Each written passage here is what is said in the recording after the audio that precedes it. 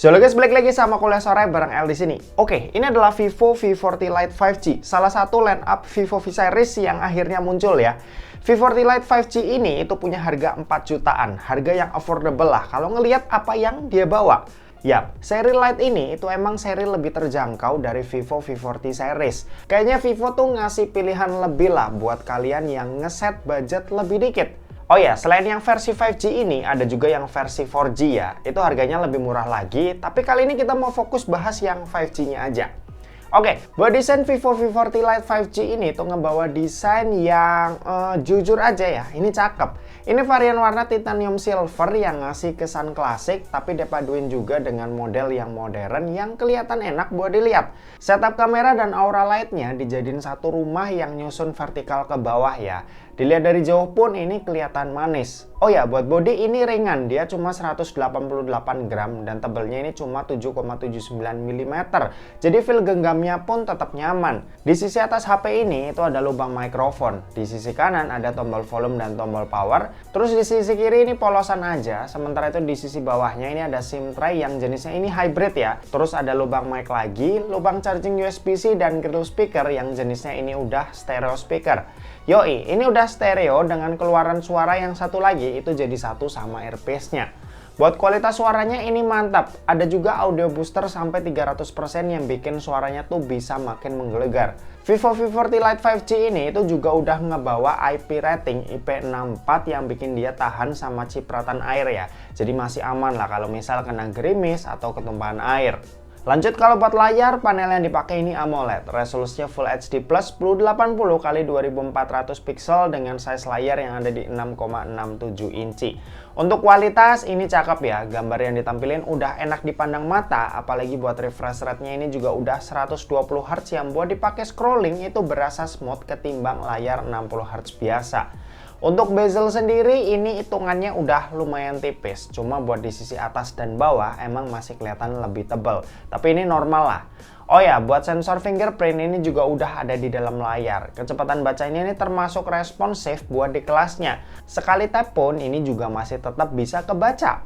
Overall sih untuk kualitas layarnya udah bagus ya, fiturnya oke, terus buat dipakai nonton enak. Aku juga udah nyoba buat Netflixan di sini dan ternyata betah. Oke, next, kalau buat performa, Vivo V40 Lite 5G ini itu pakai chipset Snapdragon 4 Gen 2. Ini chipset 5G yang performanya udah cukup oke. Buat storage sendiri ini tersedia dua pilihan, yaitu 8/256 GB dan 12/512 GB yang lega banget. Apalagi ada opsi extended RAM 8 GB yang ngasih RAM tambahan buat kalian yang doyan multitasking. Buat performanya ini buat dipakai harian sih udah aman banget ya. Segala aktivitas yang biasa kita kerjain di smartphone, misal kayak chattingan, main sosmed, nonton, dan lain-lain, ya itu masih bisa dikerjain dengan enteng lah di smartphone ini. Nah, kalau buat main game, langsung aja nih kita coba tipis-tipis. Pertama, Mobile Legends, game yang paling banyak dimainin berbagai kalangan ya. Di game ini itu bisa dapat 60 fps lancar ya. Aku main selama 3 match ini tuh nggak nemuin adanya kendala sama sekali. Terus lanjut kalau buat PUBG Mobile, settingan yang didapat ini ada di Smooth Ultra sampai HD High. Di Smooth Ultranya ini aman banget buat dapetin 40 fps dan ini juga tanpa adanya kendala sama sekali. Apalagi di sini gyroscope-nya juga udah hardware yang dipakainya pun tambah enak.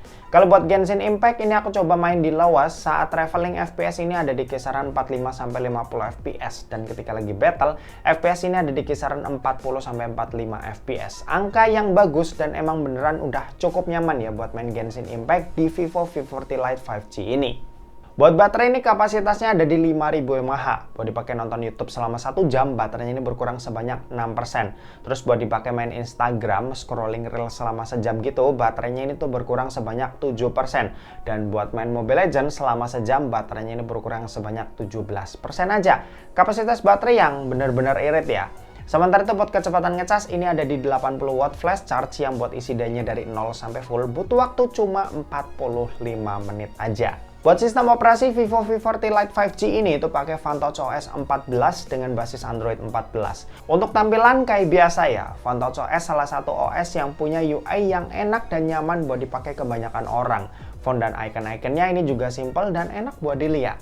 Oke, dan terakhir kita mau bahas soal kameranya. Jadi buat kamera Vivo V40 Lite 5G ini itu dibekali dengan setup dual kamera di bagian belakang. Dimana ini ada kamera utama yang resolusinya 50 megapiksel dengan sensor Sony IMX882 dan ada kamera ultrawide yang punya resolusi 8 megapiksel. Nah, buat kamera belakangnya ini itu juga ditemenin sama AI Aura Light yang ngebantu banget buat ambil foto di kondisi low light dengan bantuan cahaya tambahan yang soft. Dan juga ini bisa kita atur ya warna suhunya, jadi bisa nyesuaiin momen juga. Buat hasilnya ini sih cukup kerasa ya antara pakai dan nggak pakai. Jelas aku lebih suka ketika pakai AI Aura Light karena hasilnya itu kelihatan lebih cakep. Nah, kalau foto di kondisi yang cukup cahaya gini, hasilnya sih udah oke-oke aja. Buat kamera ultrawide emang ada penurunan kualitas dibanding kamera utama dan itu wajar, tapi hasilnya tuh masih punya karakter warna yang sama ya, jadi nggak kelihatan jomplang. Buat dapetin foto-foto detail kayak foto bunga ini, itu ya hasilnya cakep. Terus foto-foto pemandangan yang banyak hijau-hijaunya ini ya juga enak buat dilihat. Apalagi dynamic range-nya ini juga udah cukup luas, jadi gambar tuh kelihatan segar. Kalau buat kamera depan ini resolusinya 32 megapiksel ya, hasilnya cakep, muka sedikit dipercantik tapi nggak yang lebay gitu. Dan kalau mau dinonaktifin juga bisa kalau mau dapat foto yang lebih real. Oh ya, di sini ada AI Erase ya yang bisa hapus objek di dalam foto yang misal kalian rasa itu nggak penting atau ngeganggu. Cara pakainya juga simpel, kalian tinggal masuk ke menu edit terus pilih AI Erase. Nah, habis itu tinggal lingkarin aja nih objek yang menurut kalian itu nggak penting. Nanti bakal diproses dan hasilnya ini cukup mulus. Terus abis itu ada juga AI Photo Enhance yang bisa memperbaiki foto yang mungkin ngeblur, hasilnya terlalu gelap, atau bisa ngilangin noda di dalam foto. Mantep nih. Oke, jadi ini contoh perekaman video kamera utamanya dari Vivo V40 Lite 5G. Ini direkam pakai resolusi Full HD 30 fps. Hasilnya seperti ini ya.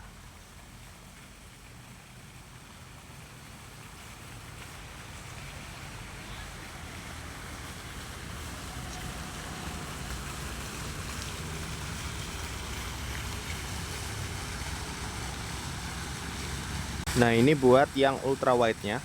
Bisa kalian lihat lebih lebar. Oke, sekarang sambil dipakai jalan. Cukup stabil lah ya. Karena di sini juga ada stabilisasi tambahannya tadi, ada pilihannya mau pakai atau nggak pakai. Dan ini aku nyalain. Hasilnya kayak gini kalau dipakai jalan santai. Oke, kalau ini contoh perekaman video kamera depannya. Hasilnya seperti ini. Ini coba dipakai jalan ya.